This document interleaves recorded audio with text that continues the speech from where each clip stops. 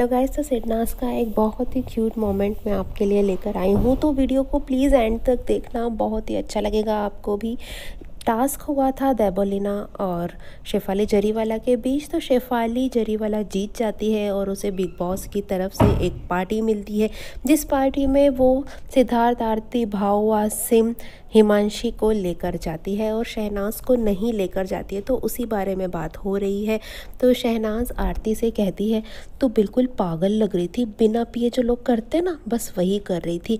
तो आरती जिस तरह से उस पार्टी में सिद्धार्थ के साथ डांस करते हैं, ये बात शहनाज को कुछ अच्छी नहीं लगी थी। तो ऐसा बोलती है वो, और आरती कहती तो वही तो करना चाहिए था ना, एंजॉय करना था मुझे। तो शहनाज कहती, अरे तुझे पता ही नहीं चल रहा था कि तू क्या कर रही है।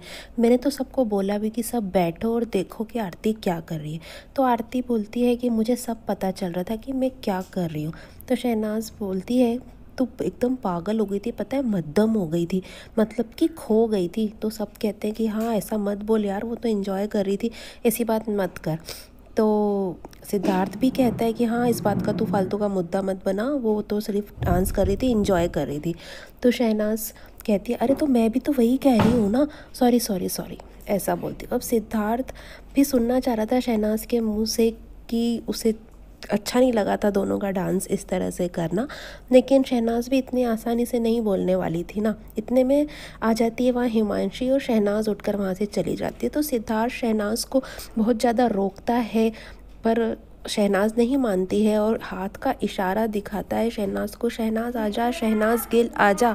लेकिन शहनाज बोलती है नो, और ऐसा कहकर वहाँ से चली जाती है बेडरूम एरिया की तरफ।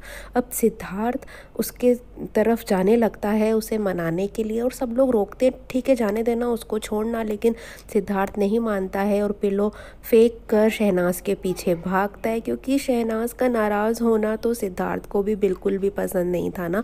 उसे मनाने के लिए दौड़ पड़ता है शहनाज के पीछे, और शहनाज जब देखती है सिद्धार्थ पीछे आ रहा है तो वो बाथरूम एरिया की तरफ चली जाती है। और सिद्धार्थ भी बहुत ज़ोर से दौड़ता है बाथरूम एरिया की तरफ और शहनाज को हक कर लेता है वहाँ पे और मना लेता है।